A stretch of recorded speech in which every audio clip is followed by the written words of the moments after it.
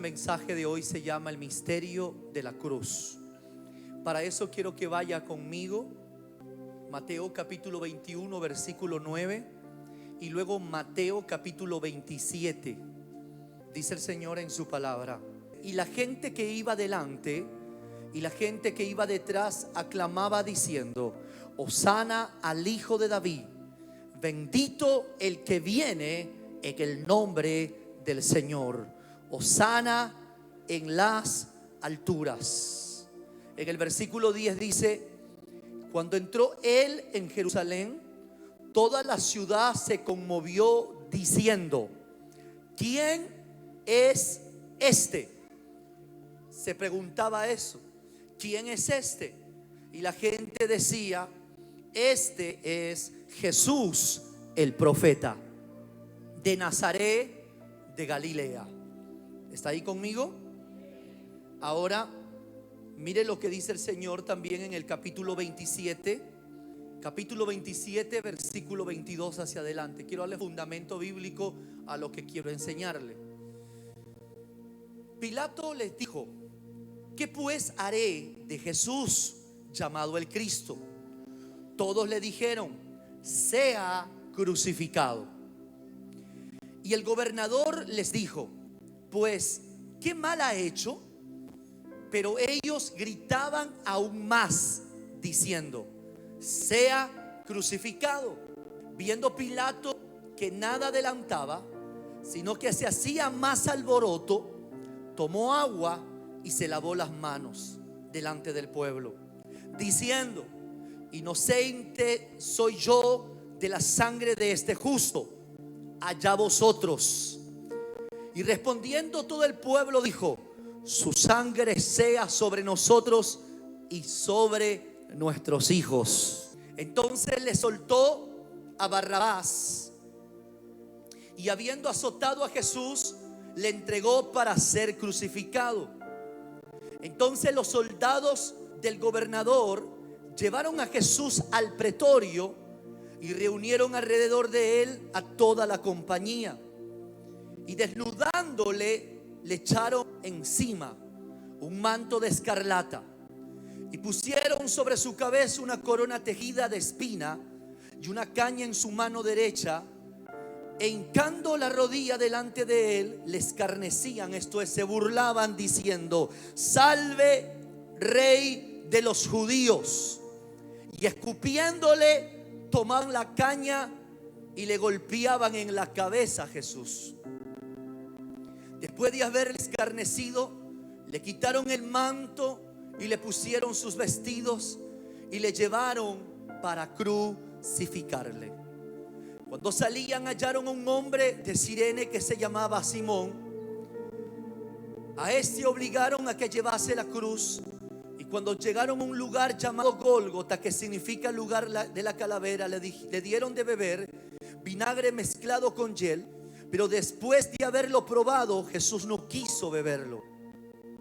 Cuando lo hubieron crucificado, repartieron entre sí sus vestidos, echando suerte, para que se cumpliese lo dicho por el profeta: repartieron entre sí mis vestidos, y sobre mi ropa echaron suerte. Y sentados le guardaban allí, y pusieron sobre su cabeza su causa escrita: este es Jesús, el rey de los judíos. Entonces crucificaron con él a dos ladrones, uno a la derecha y el otro a la izquierda. Y los que pasaban le injuriaban, meneando la cabeza, diciendo: tú que derribas el templo y en 3 días lo reedificas, sálvate a ti mismo si eres hijo de Dios. Desciende de la cruz. De manera que también los principales sacerdotes, escarneciéndose con los escribas y los fariseos y los ancianos, decían: a otro salvó, a sí mismo no se puede salvar. Si es el rey de Israel, desciende ahora de la cruz y creeremos en él. Confío en Dios, líbrele ahora si le quiere, porque ha dicho: soy hijo de Dios. Lo mismo le injuriaban también los ladrones que estaban crucificados con él. Y desde la hora sexta, eso es el mediodía, tinieblas sobre toda la tierra hasta la hora novena, esto es hasta las 3 de la tarde. Cerca de la hora novena, Jesús clamó a gran voz diciendo: Elí, Elí, lama sabactani. Esto es: Dios mío, ¿por qué me has desamparado? Algunos de los que estaban allí decían al oír: a Elías llama a este. Y al instante, corriendo uno de ellos, tomó una esponja y le empapó de vinagre, y poniéndole en una caña le dio de beber. Pero los otros decían: deja, veamos si viene Elías a librarle. Mas Jesús, habiendo otra vez clamado a gran voz, entregó el espíritu, y aquí el velo del templo se rasgó en dos, de arriba abajo, y la tierra tembló y las rocas se partieron, y se abrieron los sepulcros, y muchos muertos de santos que habían dormido se levantaron. Y saliendo de los sepulcros, después de la resurrección de él, vinieron a la santa ciudad, apareciendo a muchos. El centurión y los que estaban con él guardando a Jesús, visto el terremoto y las cosas que habían sido hechas, temieron en gran manera y dijeron: verdaderamente este era Hijo de Dios. Y estaban allí muchas mujeres mirando de lejos, las cuales habían seguido a Jesús desde Galilea sirviéndole, entre las cuales estaba María Magdalena, María la madre de Jacobo y de José, y la madre de los hijos de Zebedeo. ¿Cuántos le damos fuertes palmas a la palabra, Señor?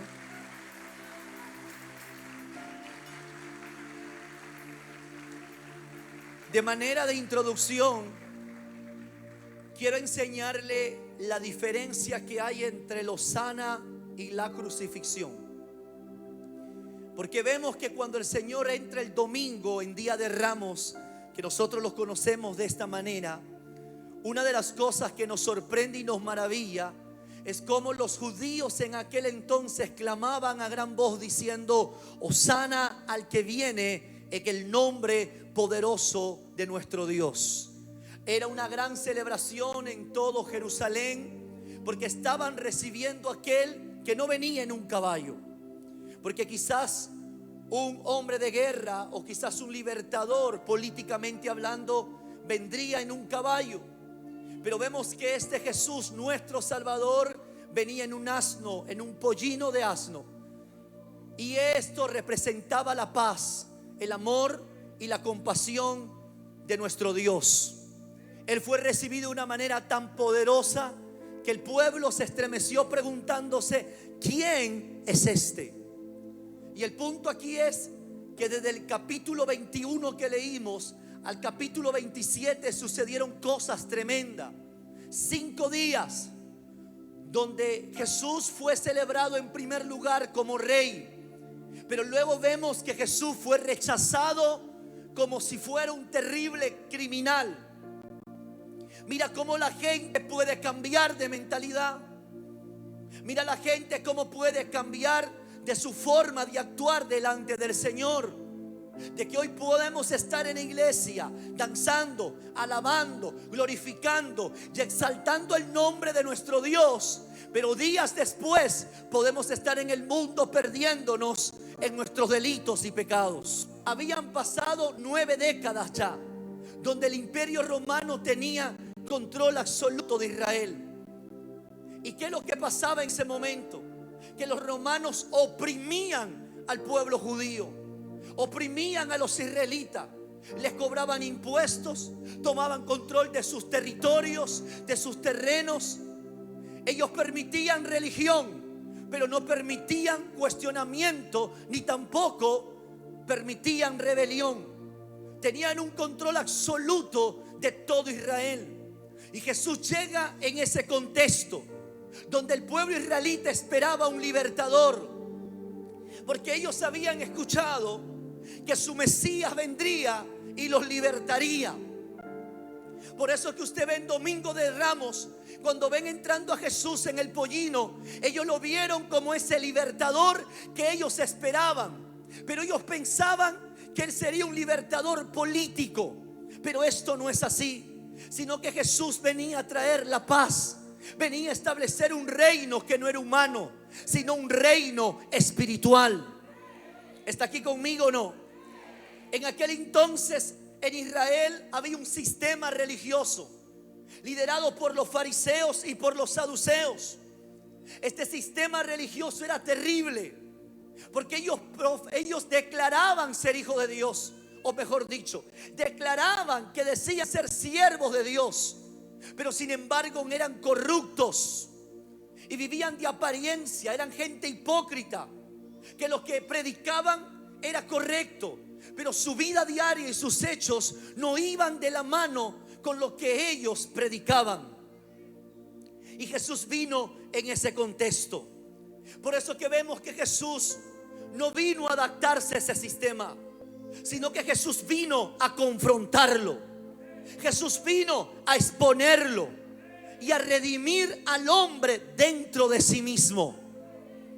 Como decía, esos 5 días empezaron con el día domingo, que se le conoce como el día de Ramos por nosotros, pero que bíblicamente la conocemos como la entrada triunfal de nuestro Señor Jesucristo.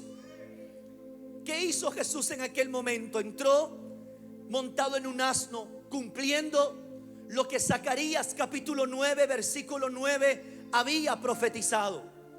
Alégrate mucho, hija de Sión, da voces de júbilo, hija de Jerusalén. He aquí, tu rey vendrá a ti, justo y salvador, humilde y cabalgando sobre un asno y sobre un pollino de asna. Jesús estaba cumpliendo la profecía. Es por eso que en ese momento Él recibió adoración. En ese momento la gente comenzó a clamar: Hosana al que viene en el nombre de nuestro Señor Jesucristo. Pero lamentablemente el pueblo lo veía como un libertador político y no entendía que su reino era un reino espiritual. ¿Está aquí conmigo? Después de esa entrada triunfal de Jesús en Jerusalén, viene el día lunes. Y el día lunes se le conoce como el día de la limpieza del templo. Quiero que por favor usted conozca lo que pasó día tras día. Desde el día en el que Jesús entró en su entrada triunfal, que fue domingo, hasta el día domingo después, que fue el día de su resurrección. El día lunes Jesús va al templo y lo primero que hace es que Él ve que la casa de su padre se había convertido en cueva de ladrones. El lugar donde era el centro de adoración de todo Israel, el lugar donde tenía que adorarse, exaltar y glorificar el nombre de Dios, se había convertido en un lugar de comercio. Se había convertido en un lugar de corrupción. En Mateo capítulo 21 versículos 12 y 13 usted lo puede ver, donde Jesús se mete al templo y dice que el celo de Jehová lo consume, a tal punto que nunca antes los discípulos habían visto a Jesús de esa manera. Era la primera vez que los discípulos veían a Jesús airado, enojado, molesto. Y lo que hizo, dice la Biblia, Jesús, es que volcó las mesas y comenzó a expulsar a los cambistas del templo. ¿Está aquí conmigo o no? Porque ese lugar se había convertido en un centro de economía corrupto, donde muchas veces se aprovechaban de los peregrinos, especialmente en los días que se celebraban las fiestas de Jehová. Y justamente se acercaba la fiesta de la Pascua. Por lo tanto, Jerusalén estaba llena de peregrinos, estaba llena de gente que iba a celebrar esa fiesta. Y delante de todos toma en su mano una especie de soga y comienza a botar a todos de aquel lugar. Los discípulos se sorprendieron diciendo: ¿qué está pasando? ¿Por qué Jesús se comporta de esa manera? Porque ahí vemos que Jesús no tolera las mezclas. Vemos que Jesús no tolera una mezcla espiritual, que tú mezclas lo santo con el beneficio personal de una persona. Tú no puedes aprovecharte de tu posición. Tú no puedes aprovecharte del lugar donde Dios te posiciona como líder, como mentor, como anciano, como ministro, como pastor, como apóstol. Tú no puedes usar esa posición para tener un beneficio personal. Porque ese lugar donde Dios nos pone es para lavarle los pies a la gente, es para servirle a las personas. No es para andarle pidiendo prestado a la gente dinero. Porque si tú como líder usas tu liderazgo para pedir dinero a la gente prestado, te voy a decir algo: Jesús está molesto contigo.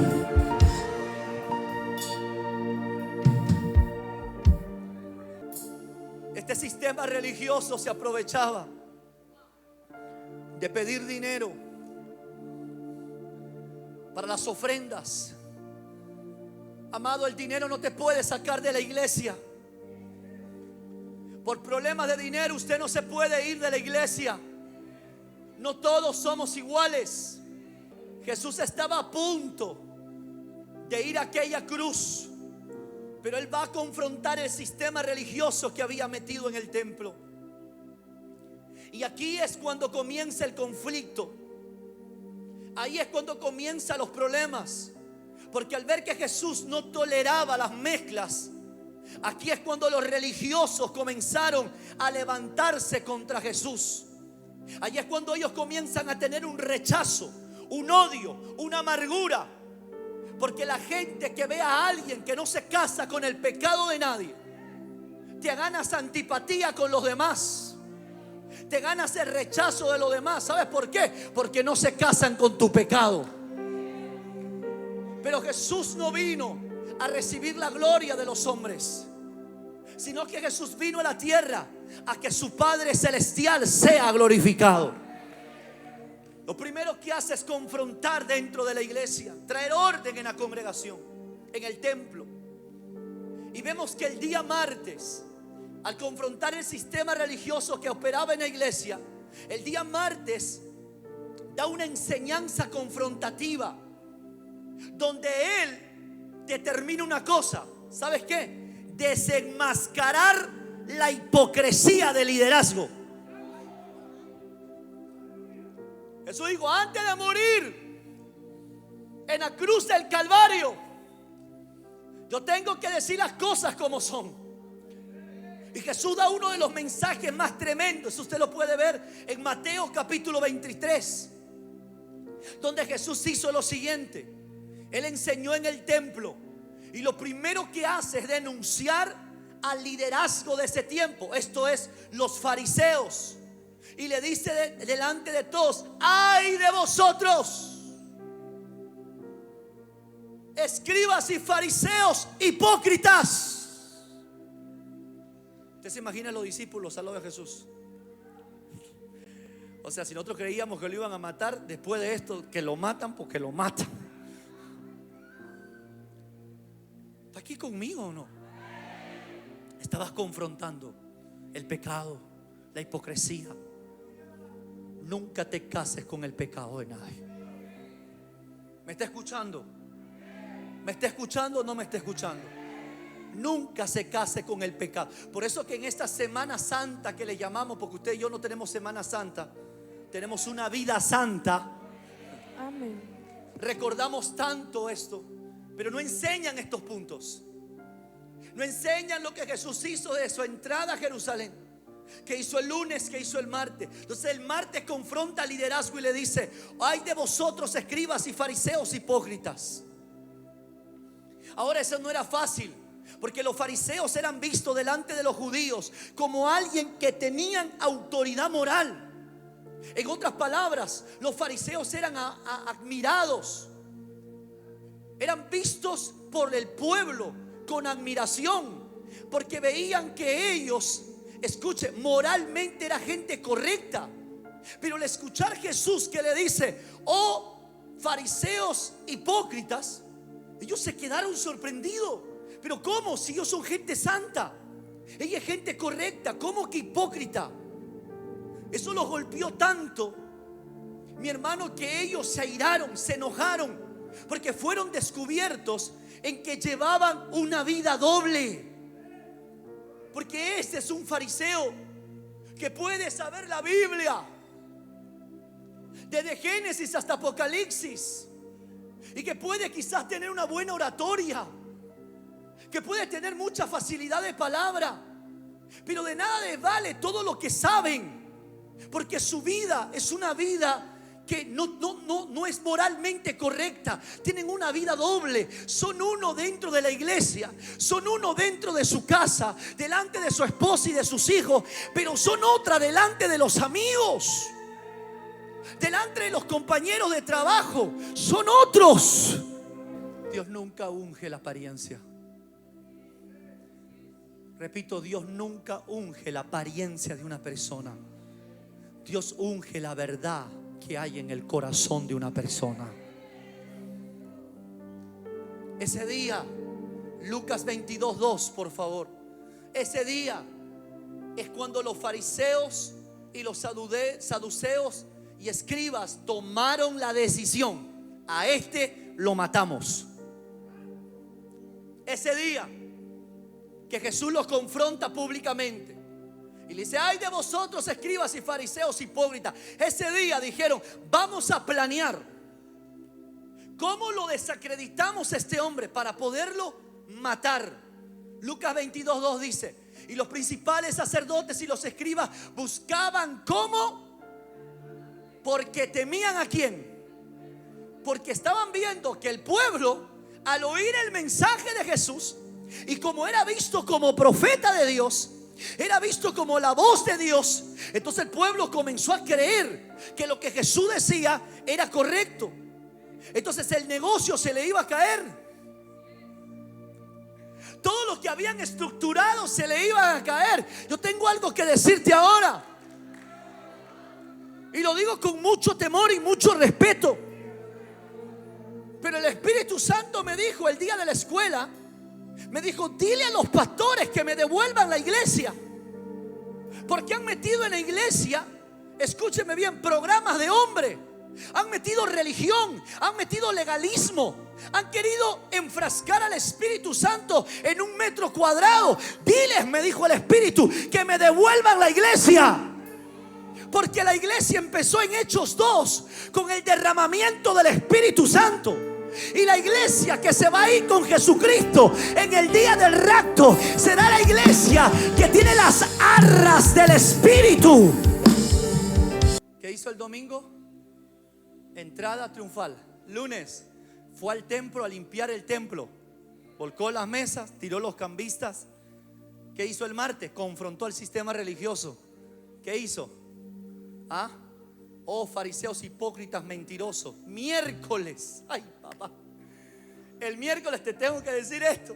Miércoles como hoy se le conoce como el día del silencio. ¿Y por qué el día del silencio? Porque fue el día en el que Cristo se metió en comunión con su Padre para prepararse en comunión para ir a la cruz del Calvario. Escuche esto. En ese momento Jesús se metió en intimidad para prepararse. Y mientras que él el miércoles estaba orando, se estaba metiendo a la presencia, mira, en el silencio de Dios. Por otro lado, Judas estaba negociando la vida de Jesucristo. Porque fue el día miércoles en el que Judas traiciona a Jesucristo. Mira, mientras que tú buscas la presencia, mientras que te sometes en ayuno y en oración, mientras que más te consagras, más te santificas y más caminas en el temor de Dios, el diablo no se queda con brazos cruzados. El diablo ya está planeando para hacerte caer. El diablo ya está haciendo sus planes para que vuelvas hacia atrás. Pero ¿cuántos saben que el plan y el propósito de Dios se cumple? Que no hay nada de lo que pueda hacer el diablo contra ti. El propósito de Dios se va a cumplir en la vida tuya. Hay alguien que puede gritar amén en esta noche. Yo quiero sacerdote que intercede, víctima que sustituye. Diga conmigo: nada escapa escapa del plan de Dios. del plan de Dios. Diga conmigo, nada. Nada. Es más, mira a alguien que está al lado y dile que te traicionen. Dile que te vendan, que te metan un cuchillo por la espalda. Tú solo mantente en el silencio de Dios. Métete en el secreto de Dios. Métete en comunión con Dios. Porque por más que el diablo se levante contra ti, nada de lo que haga el infierno prosperará contra la iglesia de Jesucristo. Amén. ¿Alguien puede decir amén en esta hora? Amén.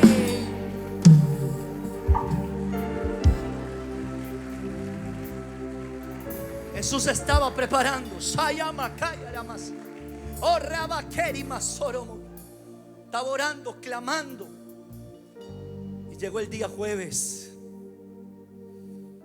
El día jueves fue el día de la entrega. Fue el día en el que Jesús fue entregado. Fue el día donde Él le da el beso a Judas. El famoso beso de Judas. El beso del amor, pero también el beso de la traición. El beso de aquel que un día dijo que te amaba, que nunca te dejaría. El beso de aquel que tú confiaste, que tú creíste en él o en ella, pero ahora te está entregando. El día jueves fue el día que lo traicionaron, donde él dijo: hoy traicionas, con un beso traicionas al Hijo del Hombre. Amigo, amigo. Judas no sabía lo que estaba haciendo, pero Jesús estaba determinado. Él tenía que celebrar la Pascua. Él sería la Pascua. Por eso que ese mismo día Él celebró la última cena con sus discípulos. Antes de que Él sea entregado, Él celebró la cena. ¿Está aquí conmigo? Y ahí en esa cena es donde Él lavó los pies a sus discípulos. Y así fue donde posteriormente fue arrestado en el Getsemaní. Amados, la Pascua que estaban a punto de celebrar era la celebración que Israel celebraba por el día en el que el pueblo hebreo fue libertado de más de 430 años de esclavitud en Egipto. Eso se recordaba el día de la Pascua. Pero en ese día Jesús se convertiría en la Pascua. Ese día Jesús sería el Cordero. Aquel Cordero que se inmoló en Egipto. Aquel Cordero que Dios le habló a Moisés diciéndole: cuando venga la 10ª plaga de la muerte, tomen un cordero por familia, dególlenlo, y con la sangre de ese cordero marquen los linteles de su casa. Y cuando venga el espíritu de la muerte, pasará por encima de ellas, porque la sangre sería una marca de blindaje, de protección, de seguridad para todos los que serían cubiertos por el poder de la sangre del Cordero.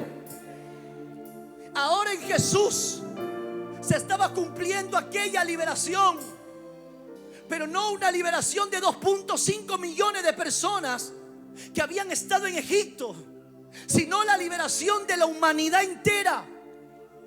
Porque el Cordero que se inmoló en Egipto solo trajo expiación, pero Jesús, el Cordero de Dios, traería eterna redención, donde de ahí hacia adelante ya no se necesitaría más corderos para sacrificar y haya perdón de pecados, sino que todo aquel que se apropie del poder de la sangre de Cristo sería salvo y redimido por la obra de nuestro Señor Jesucristo.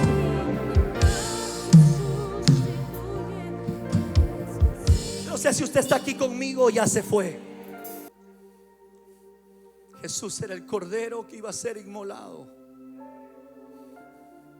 En Él se cumpliría la Pascua. Jesús revela que Él es el Cordero ahora de Dios. Pero mientras que el sistema religioso buscaba eliminarlo, Jesús estaba estableciendo un nuevo pacto y eterno. Hasta que llegó el día viernes. Aquel día donde aparentemente sería la derrota de nuestro Señor Jesucristo. Porque eso es lo que el sistema religioso creía, que era la derrota de Jesús. Ellos creían que de esta nunca más saldría. Con esta eliminarían totalmente a este falso Mesías que ellos decían, a este falso Cristo, a este falso profeta. Y el día viernes, amados, en Juan capítulo 19, usted lo puede leer en su casa. Vemos que Jesús fue juzgado injustamente, donde Jesús fue azotado. Después de haber sido juzgado y azotado, luego lo llevaron a ser crucificado. La cruz era el castigo más vergonzoso y humillante del Imperio Romano, que solamente era reservada para criminales, para personas que habían hecho lo malo.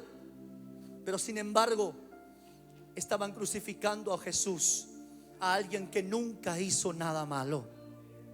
El sistema de aquel entonces quería humillarlo, pero Dios convirtió la cruz, escuche bien, el lugar donde ellos llamarían el lugar de la derrota, el lugar de la humillación, el lugar del quebranto. Jesús convirtió la cruz en el trono de la redención de la humanidad. Jesús hizo que en ese lugar, en la cruz, puede ser un lugar de la victoria. Amado, escuche esto. 5 días Jesús tuvo que lidiar con rechazo. El rechazo de los religiosos, el cuestionamiento de los que decían que tenía la verdad. Por eso que tú tienes que entender que el religioso nunca te va a amar, porque no amaron a nuestro maestro. Los religiosos nunca te van a celebrar, nunca van a estar felices, ni de lo que tú ni de lo que yo hagamos. Y no olvides que el religioso es más peligroso que un mundano. ¿Está aquí conmigo o no? Porque el religioso cree estar en la verdad, pero está en la mentira y la hipocresía. Jesús fue rechazado por los religiosos. Jesús, escuche bien, fue condenado por el sistema político. Y Jesús fue abandonado por el pueblo que un día le celebró. Después pidió ser crucificado. Por eso mira a alguien que está al lado. Hoy la gente te va a amar. Hoy te van a decir que eres el mejor. Hoy te van a decir que eres el mejor. Pero mañana van a decir crucifíquenlo. Amén. Aleluya. Por eso que yo no me la creo. Ahora entiende por qué no me la creo. Apóstol tremendo. Ay, mi apóstol, mi papá. Uy, el mejor. Uy, qué ungido. Uy, que... Ten cuidado con creértela, porque hoy te van a decir que eres el mejor. Pero espérate que se levante un hijo del diablo a hablar un falso testimonio de ti, y van a ser los primeros en creer algo que nunca te vieron hacer. Pero van a creer la mentira, el chisme, la hipocresía de lo que otros van a hablar.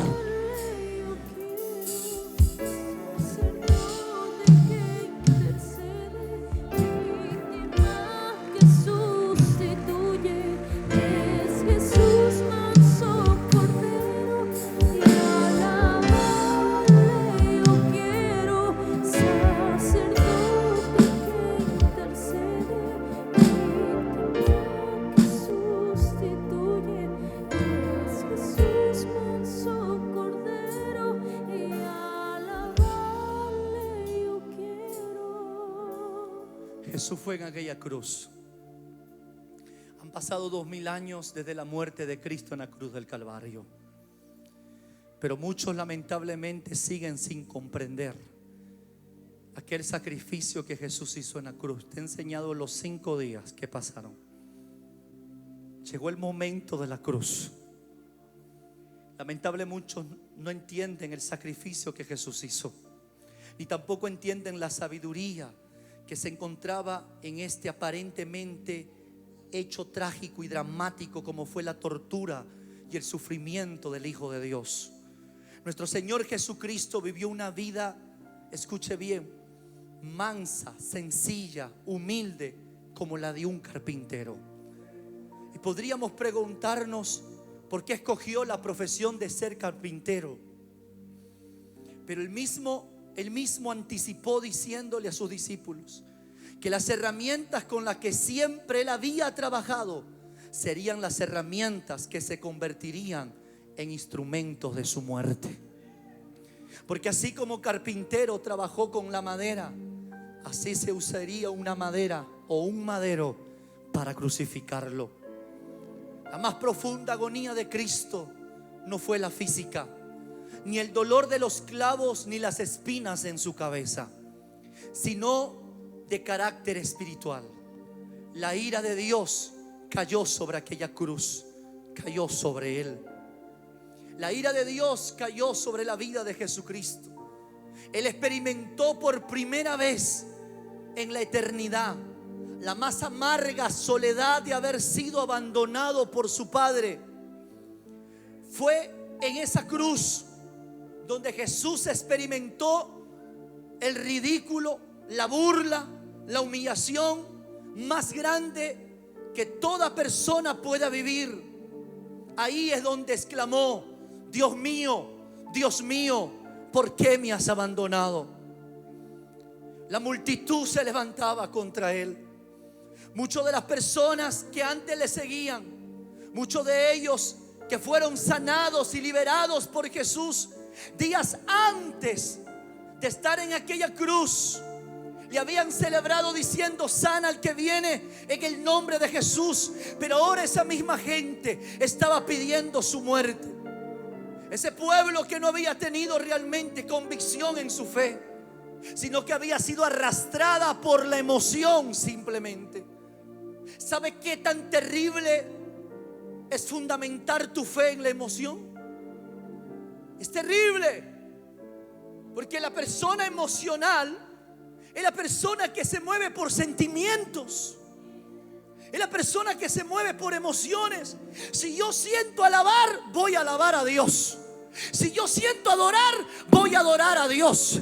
Si yo siento ofrendar, ofrendo. Si yo siento servir, sirvo. Si yo siento correr al altar, yo corro al altar. Pero si no siento nada, me quedo parado y me quedo sentado donde estoy. Porque tu fe está fundamentada en las emociones. Yo hablaba con una persona hace poco y yo le decía: es peligroso creer que tienes que sentir algo para rendirte al Señor. Amados, eso ya no es fe, eso es sentimiento.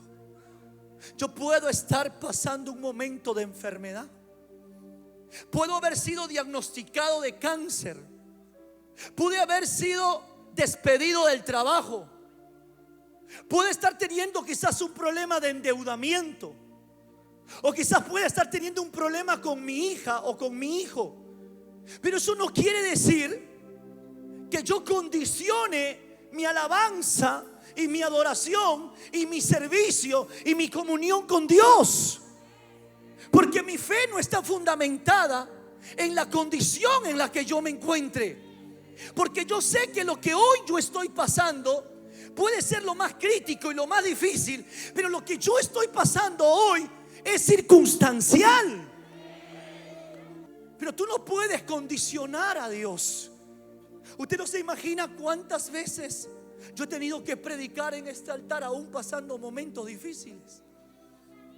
Y usted no ha visto si yo estoy pasando una prueba, si estoy pasando una necesidad. No, porque mi servicio a Dios no tiene que ver nada con la situación que yo paso. Mi relación con Él no está basada a las emociones, a los sentimientos. No, mi hermano, mi relación con Dios está fundamentada en la fe que yo tengo en Cristo Jesús. Yo puedo estar pasando el valle de la sombra y de la muerte, puedo estar viviendo el día malo, pero eso no quiere decir que yo no alabe, que yo no dance, que yo no me tire al suelo.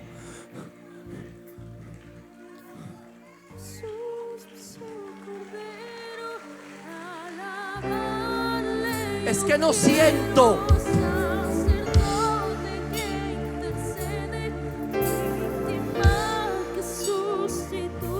Esa gente se dejó envolver cuando todos: Hosana el que viene. ¿Qué pasa? Hosana, Hosana. ¿Por qué Hosana? Di Hosana, Hosana, Hosana al que viene en el nombre del Señor. Y después crucifíquenlo. Hay gente así aquí. Así es el pueblo. Hoy te aman y mañana no te toleran. Líder, aprenda esto. Hoy eres celebrado, mañana vas a ser criticado. Y si por eso vas a renunciar a tu liderazgo, y si por eso vas a tirar la toalla, y si por eso vas a retroceder, perdóname, no entendiste nada del evangelio. Pues tú tienes que entender que si tú le sirves a Dios, es aún a pesar, mi hermano, de la prueba, de la crisis y de la adversidad, aún a pesar de la persecución, aún a pesar de la crítica, aún a pesar que me saquen del trabajo y no tenga dinero, pase lo que pase, yo le voy a servir a mi Señor. ¿Alguien puede decir amén en esta hora? Yo quiero alabarle.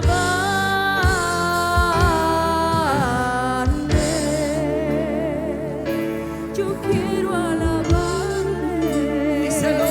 Yo quiero alabarle. Yo quiero alabarle.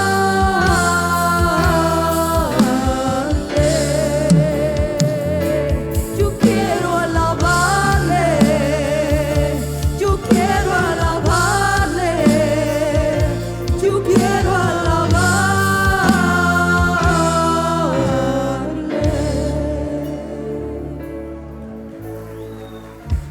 Es más, ¿sabe cuáles son las alabanzas que llegan a la presencia? ¿Sabe qué adoración llega a la presencia? La de sacrificio. La que sin sentir tú se la das al Señor. Adorar a Dios cuando tú sabes que no tienes el ánimo, no tienes el deseo de hacerlo, porque la estás pasando difícil. Pero aún así levantas tu mano y le adoras a Dios. Y le dices: Señor, no importa lo que esté pasando, no importa lo que estoy viviendo, tú eres digno de ser adorado, tú eres digno de ser exaltado, tú eres digno. De ahí es donde te quebrantas, ahí es donde lloras, ahí es donde la presencia de Dios viene sobre tu vida a traer sanidad, a traer liberación, a traer restauración, porque le estás dando a Dios un fruto, le estás dando un fruto delicioso, le estás dando un fruto que te cuesta dar, pero se lo das porque lo ama, se lo das porque crees en Él, se lo das porque por encima del problema sabe que Él es Dios y Él es más grande que tu crisis, Él es más grande que tu adversidad, Él es más grande que tu necesidad. Yo quiero alabarle. Yo quiero alabarle. Quiero alabarle. Yo quiero alabarle.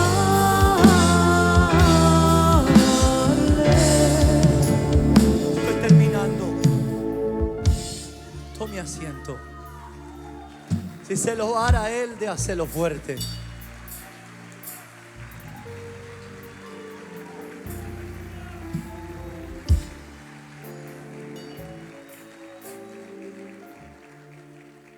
Mira a alguien que está al lado. Todo lo que hagas para Dios, Todo lo que hagas para Dios, no lo hagas en emoción. no lo hagas en emoción.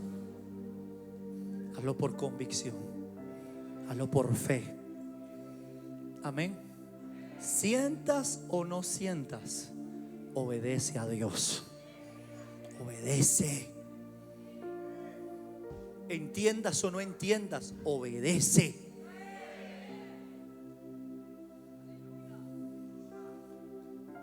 El pueblo actuó de esa manera, pero también los líderes religiosos. Ellos no podían cómo comprender a alguien que había dicho que era hijo de Dios. Ahora estaba siendo colgado en un madero. Los religiosos de aquel entonces decían: pero ¿cómo si él dice ser hijo de Dios? ¿Cómo puede estar en una cruz? Y maldito es todo aquel que es colgado en una cruz. Amados, Cristo no violó la ley. Cristo vino a cumplir la ley. Él vino a hacerse maldición. Él es bendito desde el día de su concepción, pero Él se hizo maldición por nosotros. Eso lo habla Gálatas 3:13.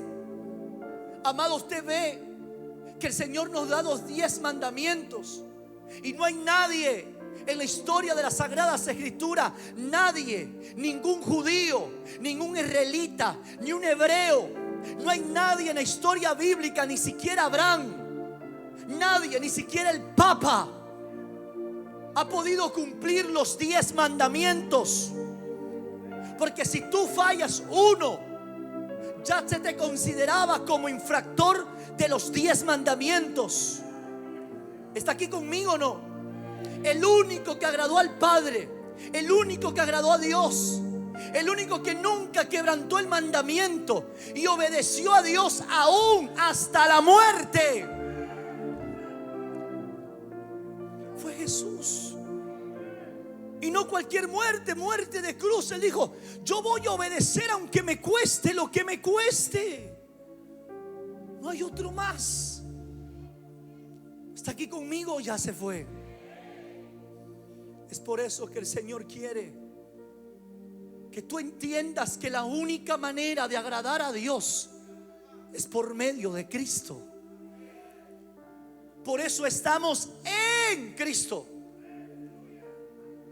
no con Cristo, en Cristo. Porque Él es el que agradó al Padre.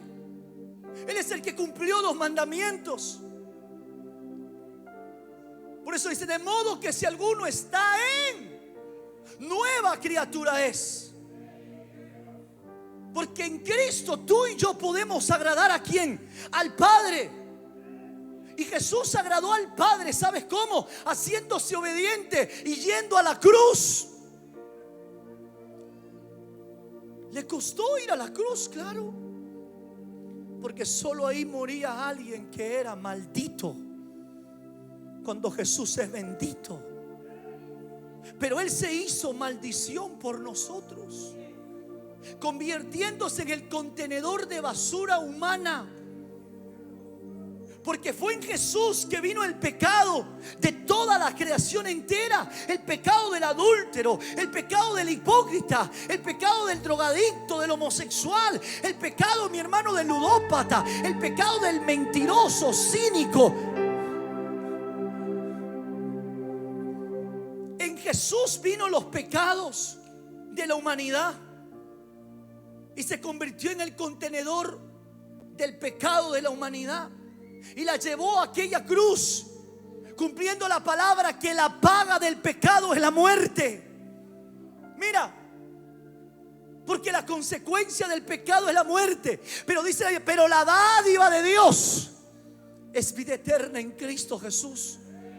Ahora entiendes por qué es importante la cruz. Y no hablo de la cruz madera,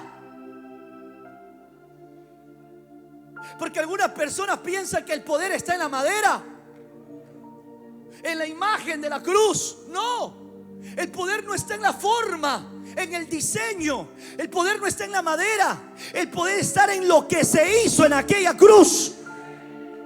Porque cuando yo me acerco a la cruz de Cristo, lo que yo estoy diciendo es que Cristo llevó mi enfermedad en la cruz, que Cristo llevó mi pecado, que Cristo llevó mi hipocresía, que Cristo llevó el adulterio, que Cristo llevó la borrachera, la droga, el alcohol, la mentira, la maldición, el cáncer, el SIDA.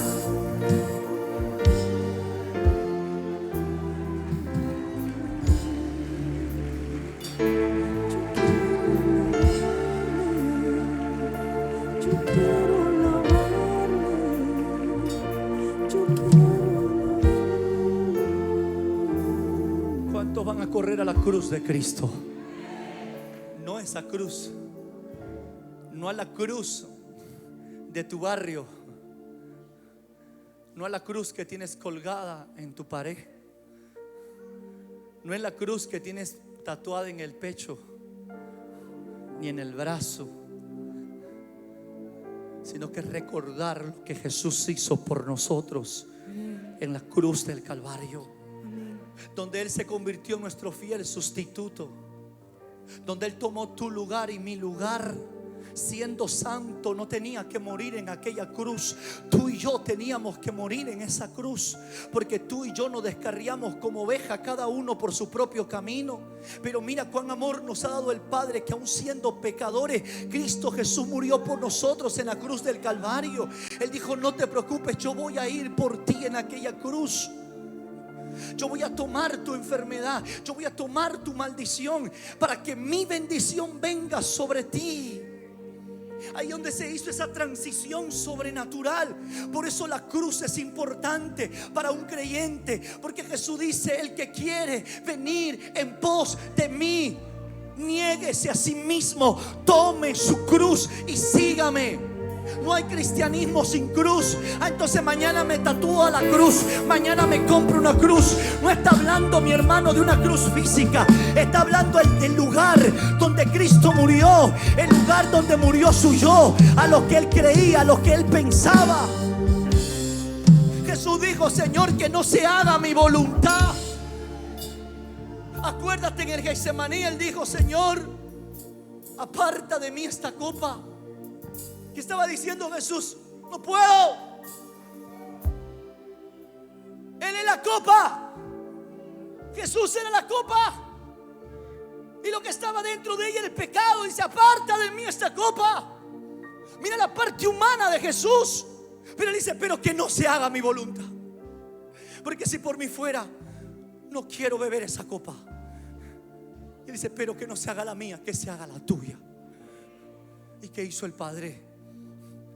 Hizo que bebiera esa copa. Hizo que la bebiera.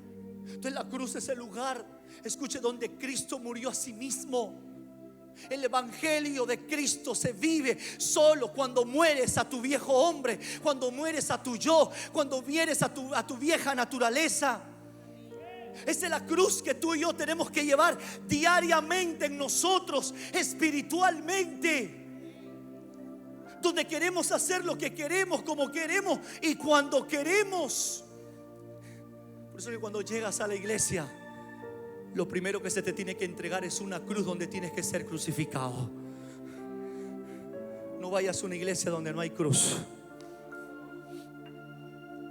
Yo me rehúso congregar en una iglesia donde no hay una cruz para mí,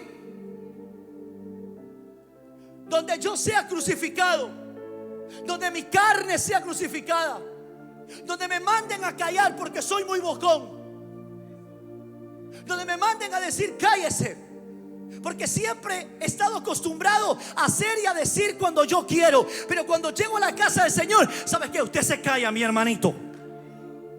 Eso mata tu ego. Es que a mí no nos importa lo que te parece, lo que crees o lo que piensas.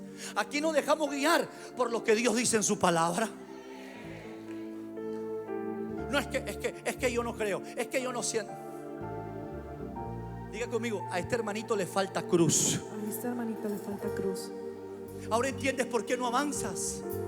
Ahora entiendes por qué no progresas. Ahora no entiendes por qué no te desarrollas. Tienes cuántos años en el evangelio, cuántos años. Es que somos evangélicos, pero no somos cristianos. Y somos evangélicos porque aprendimos las formas de un evangélico. Danzamos, aplaudimos y todo lo que hacemos dentro de la iglesia, pero no llevamos a Cristo. No estamos en Cristo, porque si estuviéramos en Cristo, caminaríamos llevando la cruz todos los días. Ser cristiano es llevar la cruz de Cristo. Morir cuando mi esposa me dice algo que no me gusta, que no me parece, que no estoy correcto, pero tengo que estar dispuesto a morir para escucharla. Y muchas veces hasta morir a mis propios derechos, solo por complacerle y demostrarle que le amo.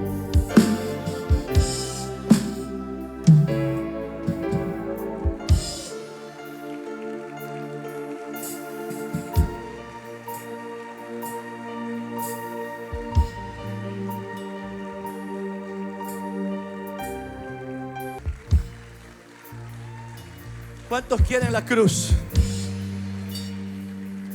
¿Cuántos quieren llevar la cruz? ¿Cuántos quieren llevar su cruz? Dile a alguien que está en la cruz: oye, bandido, oye, maldito, sinvergüenza, estás en la cruz crucificado. Dime lo que quieras, no me voy a defender. Pero hay gente que tú le dices algo y se le salen los clavos. Y de la cruz te miran y dicen: ¿qué dices?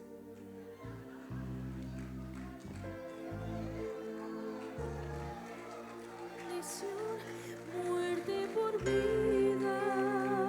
¡pa! Se saca un clavo. ¡Pa!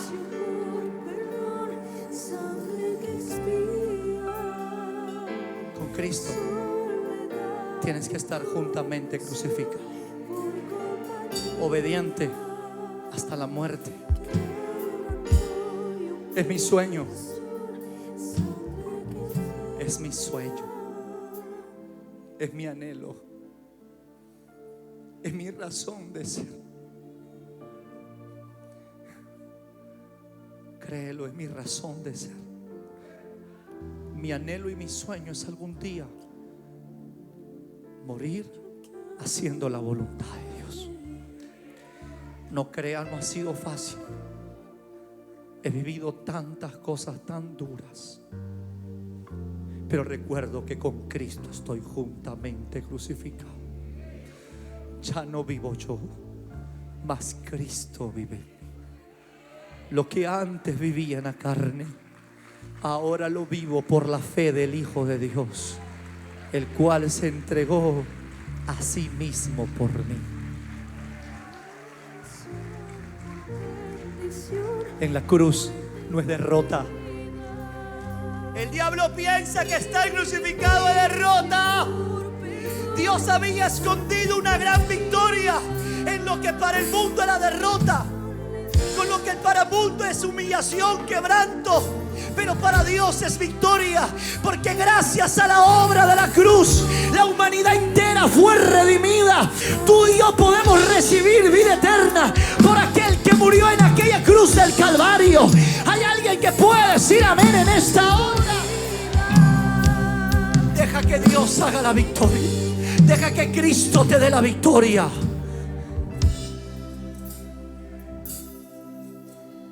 No te bajes de la cruz. Por más que vengan a decirte no eres hijo de Dios. No dices que en 3 días lo volverías a edificar. ¿Dónde está todo lo que dices? Hay gente que te va a decir, no dices que siendo cristiano todo te iba a ir bien, que todo iba a salir bien. Mira todo lo que pasas, te van a decir. Mira cómo vives, mira cómo estás, mira. No permitas que lo que te digan debajo de la cruz te desanime, porque hay muchos que van a acercarte a menospreciarte. Se van a acercar a tomarte en poco. A mí me lo hicieron, a mí. Cuando yo tenía unos zapatos con huecos para predicar, cuando tenía solo un terno para usarlo todos los fines de semana. Hoy, por la bendita gracia de Dios, por la bendita gracia de Dios, Dios me ha bendecido. Dios me ha dado más de lo que yo pensaba y yo esperaba. Y es por su gracia y por su misericordia. Yo nunca se lo pedí. Yo solamente le he pedido: dame sabiduría para servir a tu pueblo. Ayúdame a serte fiel hasta el último día de mi vida. No permitas que me desenfoque. No permitas que los deleites y placeres del mundo se apoderen de mí. Por eso mi vida es tan simple. La iglesia y mi casa. Mi casa y la iglesia. Esa es mi vida. No permitas que te bajen de la cruz. Hoy deberías estar en otro lugar, pero no lo estás porque muchas cosas te bajaron de la cruz.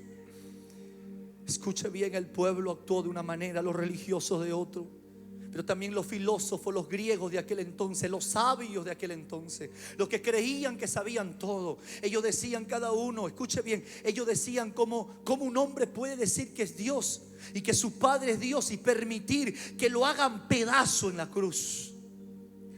Esto chocaba en el razonamiento y en las conclusiones que ellos hacían en la mentalidad de estos griegos.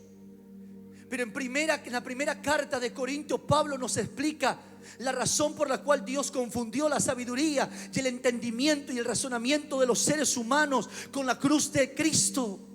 En 1 de Corintios 1, 18 al 20, Dios iba, mi hermano, a destruir, dice la palabra, la forma de pensar de los seres humanos. Porque las personas piensan y creen que tenemos que hacer algo nosotros para salvarnos.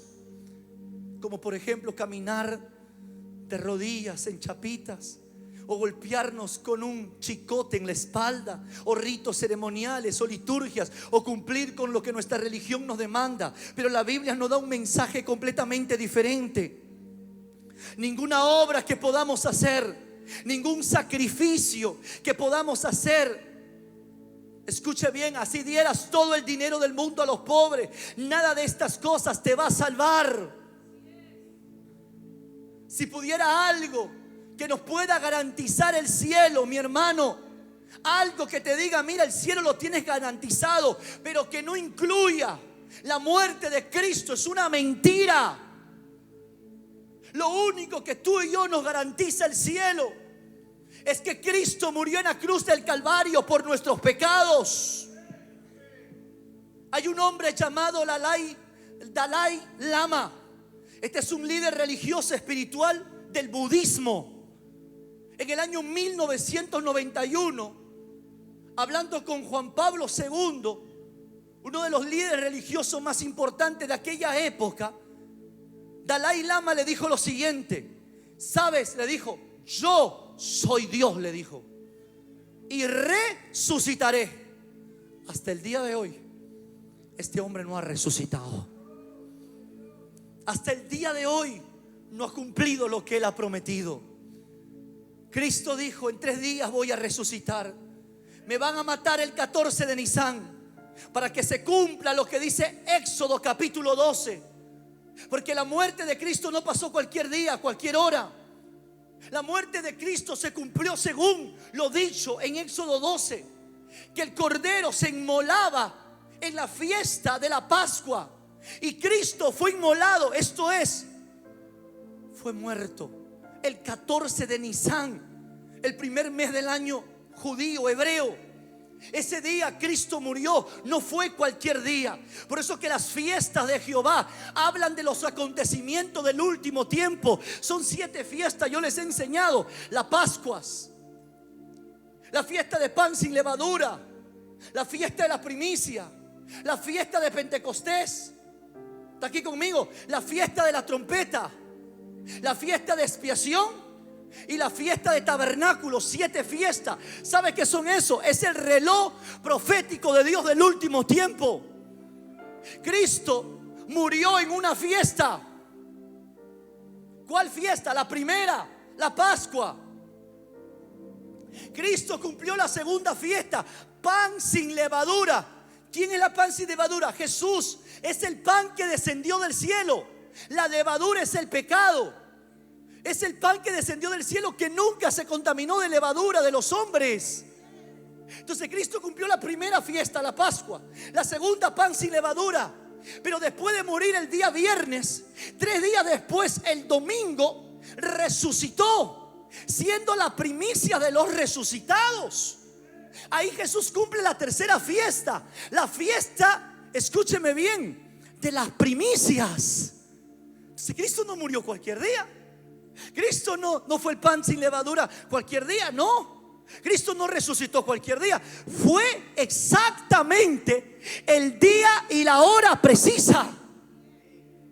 Ahora viene la cuarta fecha, porque las primeras 3 fiestas son de Jesús, y la cuarta fiesta es del Espíritu Santo.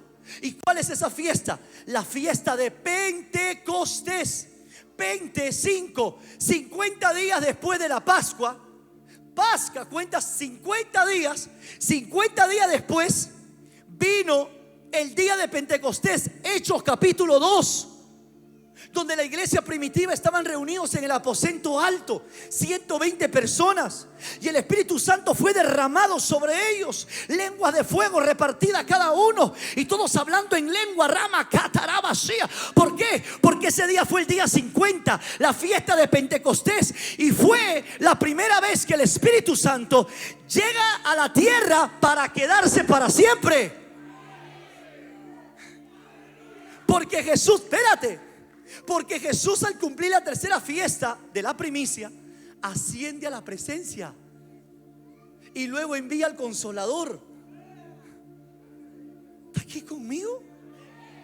¿Está aquí conmigo? Ya se fue. Llega Pentecostés, Espíritu Santo, Y viene la cuarta fiesta, la trompeta. Diga conmigo, la trompeta. La fiesta de la trompeta es la fiesta del Padre. Expiación, la fiesta del Padre. Tabernáculo, la fiesta del Padre. 3 fiestas del Hijo, 1 del Espíritu y 3 del Padre Celestial. Las 3 del Hijo ya la cumplió, la del Espíritu Santo ya la cumplió. Ahora falta que el Padre cumpla las 3 fiestas que siguen. La cuarta fiesta es la trompeta. ¿Y cuál es la trompeta? 1 Tesalonicenses capítulo 4, donde la Biblia dice que nosotros, los que estemos vivos, dice, los muertos en Cristo resucitarán primero, y nosotros, los que hayamos quedado, ascenderemos juntamente con el Señor. ¿Por qué? Porque en la cuarta fiesta es la fiesta donde se suena la última trompeta y donde Cristo arrebatará a la iglesia. Cristo no es su segunda venida, es el arrebatamiento, donde los que murieron en Cristo van a resucitar. Los mares entregarán sus muertos, la tierra entregará sus muertos, y todos van a resucitar. Se llama la primera resurrección. Será tu abuelo, tu abuela, tu hijo, tu primo, tu hermano, en cuerpos glorificados. Y nosotros que no conocemos, hay gente que no va a conocer la muerte aquí. Hay gente que no va a conocer la muerte, que no va a morir. Ese día, el arrebatamiento, van a estar vivos. Los que estén vivos, su cuerpo será transformado en un cuerpo glorificado. Ya no seremos soma, carne, ya no. Nuestro cuerpo será convertido de corruptible a incorruptible. Pero los muertos en Cristo resucitarán. Suena la trompeta.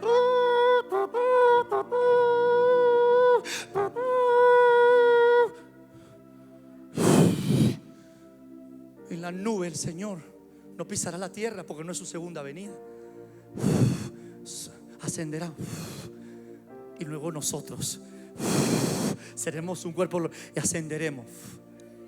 La cuarta fiesta. Luego viene la quinta, expiación, el día del perdón. El día del perdón, donde Dios juzgará a las naciones. Ese es el día donde se abren los libros. En la primera venida, en la primera, perdón, el primer acontecimiento, en el arrebatamiento, Él viene por nosotros. Pero en su segunda venida viene con todos nosotros.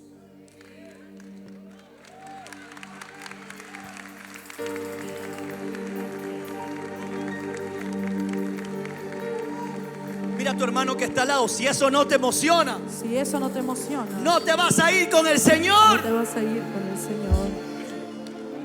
Porque hay gente que está arraigada a la tierra. Ay, mis nietos. Ay, mis hijos. No me voy a casar. Ay, que no me voy a hacer millonario. Estás atado a las cosas terrenales. No hagas riquezas donde la polilla y el orín corrompe y el ladrón mina y hurta. Las riquezas en el cielo. En esa segunda venida de Cristo. Yo pregunto, ¿usted espera la segunda venida o espera el arrebatamiento? Porque los que esperan la segunda son los mundanos. Ahí es donde toda lengua confesará y toda rodilla se doblará. Porque no creyeron. Hasta el ateo se va a arrodillar. Hasta el agnóstico que yo no creo, que se va a arrodillar. Porque lo evidente no lo puedes negar. Pero ¿quién vendrá? Según Apocalipsis, vendrá la iglesia con Jesucristo. Y ahí los libros se van a abrir. Y viene la segunda resurrección. ¿Y cuál es la segunda resurrección? La resurrección de la gente que va a ser juzgada. Porque los muertos que no tienen a Cristo tienen que ser juzgados también. Donde dirán su nombre, a ver si está hallado en el libro de la vida. Soy Juan Pérez. Juan. No, no está Juan Pérez. Pero ¿cómo, Señor? Si yo iba a la iglesia. Sí, pero ibas a la iglesia, pero vivías vida doble. Porque la mujer con la que andabas no era tu esposa, era un amante. Voy a terminar.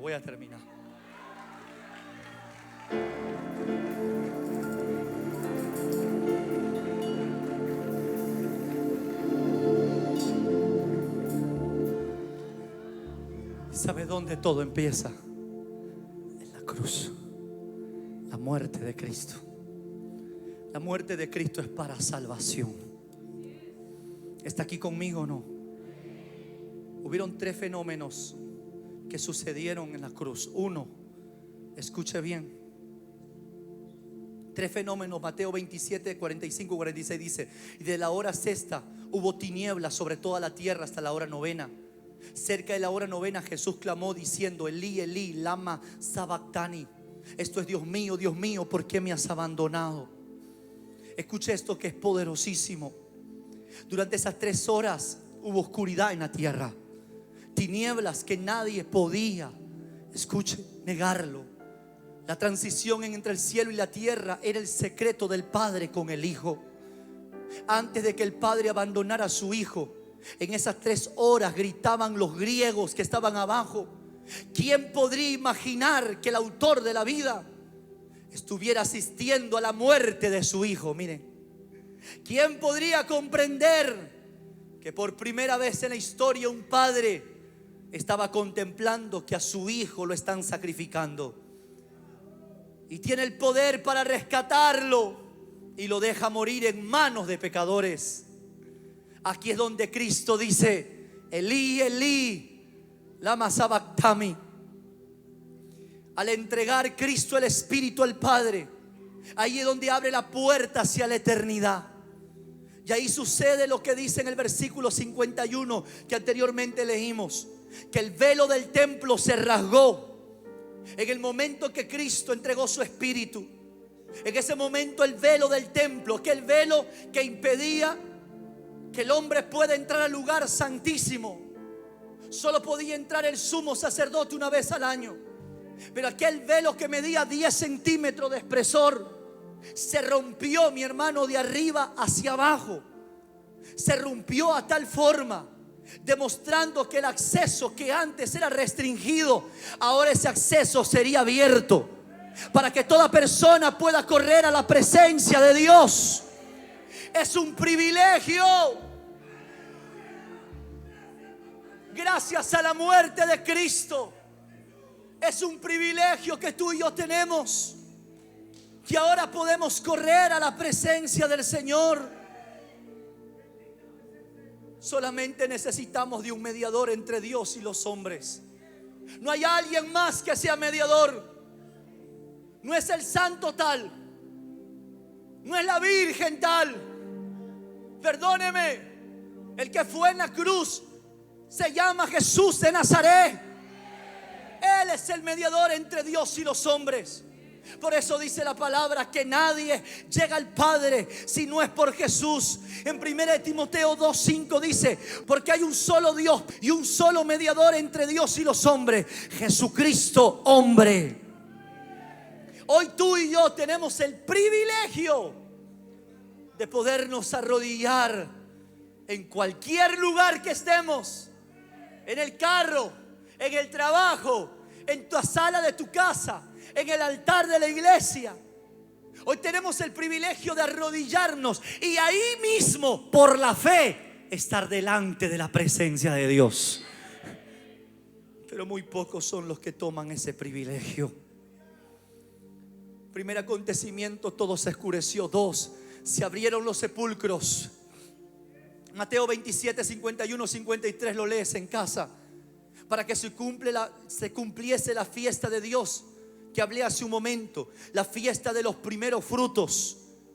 ¿Qué quiere decir? Que fueron los primeros que resucitaron.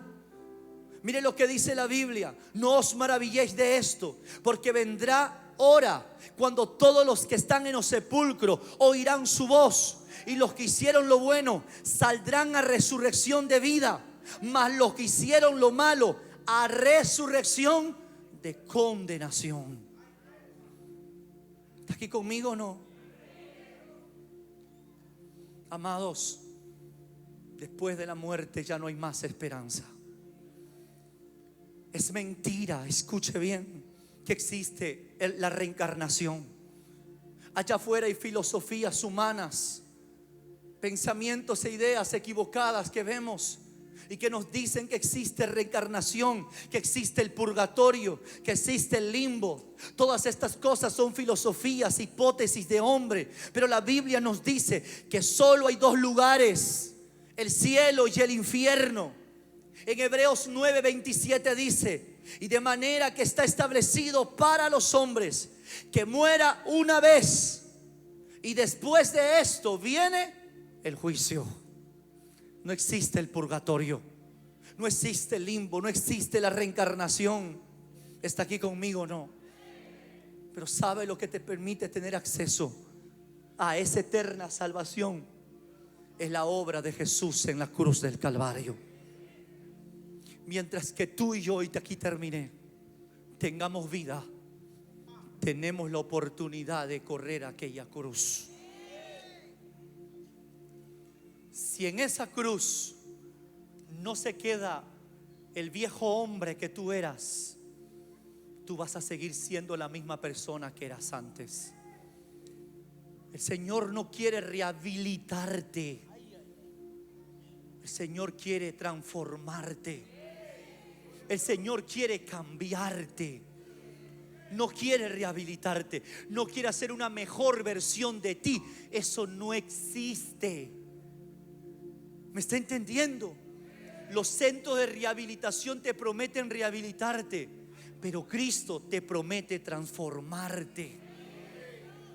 Y la única manera es correr a la presencia de Dios. No hay otra manera. No es caminar, es correr a la presencia de Dios para decirle: Señor, yo quiero morir al hombre y a la mujer que yo era antes. Ya no quiero vivir yo. Ahora quiero que Cristo vive en mí. No hay cambio sin cruz. No hay cambio sin cruz. ¿Qué hago con mi homosexualismo? Llévalo a la cruz. ¿Qué hago con mi lesbianismo? Porque hay mujeres que me dicen: me gusta otra mujer. Escúcheme, ¿me permite decírselo? La ciencia no va a cambiar a una lesbiana, a un homosexual. Y yo te voy a decir algo: la inmoralidad sexual es uno de los principados más terribles que existen. De ahí me sacó Dios, de la inmoralidad a mí. Es peor, perdóneme que diga, lo digo porque Dios me sacó de ahí, para que no piense que estoy hablando de usted, estoy hablando de mí. Es peor que ser un alcohólico. Es peor que ser un drogadicto. Es peor, porque por fuera tienes una apariencia, pero por dentro eres un monstruo. ¿Me está escuchando lo que estoy hablando? La única manera de que tú puedas salir del lesbianismo, homosexualismo, del adulterio, fornicación, estos son pecados de inmoralidad sexual, es que tú lo lleves a la cruz. No hay otra forma. Mi abuela decía: gallina que come huevo aunque le piquen el pico, le muerdan o le rompan el pico. Me olvidé ya cómo es. Quemen el pico, eso era. Porque 3 meses vas a cambiar y luego vas a ver una falda y te la vas a querer llevar a un hotel. No puede ver un hombre mal parado porque ya te vas a ir con él en un hotel. ¿Me está escuchando? No puede ver una criatura porque eres tan perverso y tan inmoral que deseas a una criatura. ¿Cómo es posible que un hombre de 30 años mire una doncella de 15 años? 16 años, una niña. Mi hija tiene 12 años. La única manera de cambiarte no es rehabilitándote. Muchos piensan que la iglesia es un lugar de terapia y yo tengo que ir porque es mi terapia para estar bien. ¿Qué? La iglesia no es terapia para ti. La iglesia no es un centro de rehabilitación. La iglesia es un lugar donde te encuentras con el mismo Dios de la gloria y que saque ese corazón de piedra, la lleva a la cruz del Calvario y pone en ti un corazón nuevo. ¿Me está escuchando? Yo te puedo testificar que soy un milagro. Qué difícil era para mí amar a una mujer, serle fiel. Es que usted no sabe dónde Dios me sacó. Qué difícil era para mí amar a una mujer, respetar a una mujer y que sea la mujer de mi vida. Yo decía: está loco. Una mujer, no, decía yo, con tantas que hay, me voy a perder tantas cosas. No, esa mentalidad. Pero Cristo te puede sacar toda esa basura que está en la cabeza, todos esos pensamientos perversos que dicen: no, es que este hombre me conviene, es que este hombre me va a dar, es que este hombre me va a mantener. Sácate esa basura de la cabeza. Por eso andas sufriendo, andas con hombre tras hombre, tras hombre, tras hombre. Este me conviene, este no me. Alabas, danzas, diezmas y ofrendas. Por fuera estás blanqueada, pero por dentro es sepulcro, llena de huesos secos. Corre a la cruz. Corre a la cruz y dile: Señor, yo quiero morir a ese hombre y a esa mujer. 27 años 27 años de mi vida le sirvo a Dios, y te puedo decir, para la gloria de Dios, que sí se puede cambiar. Soy un hombre de una sola mujer. Ahí están mis 4 hijos, 2 varones y 2 doncellas. Tengo 2 nietos y tengo hijas lindas y hermosas, hijos guapos y bellos, y los amo, los respeto, los honro, los trato con un amor santo y puro. Sí se puede cambiar, sí se puede, pero tienes que correr al trono de la gracia. Sí se puede cambiar. Hola, bendiciones. Si nos están viendo, te invito a que hagas la oración más importante de tu vida. Repite conmigo esta oración. Padre Celestial, en esta hora yo reconozco que soy pecador y que mis pecados me apartan de ti. Creo en mi corazón que Jesús es el Hijo de Dios, que murió por mis pecados y al tercer día Él resucitó. Hoy confieso con mi boca públicamente a Jesús de Nazaret como el único Señor y Salvador de mi vida. Si has hecho esta oración, déjame decirte que ahora eres un hijo o una hija de Dios. Si este video ha sido de bendición para tu vida, comparte y suscríbete a nuestro canal y aprieta la campanita para que te llegue una notificación. Bendiciones.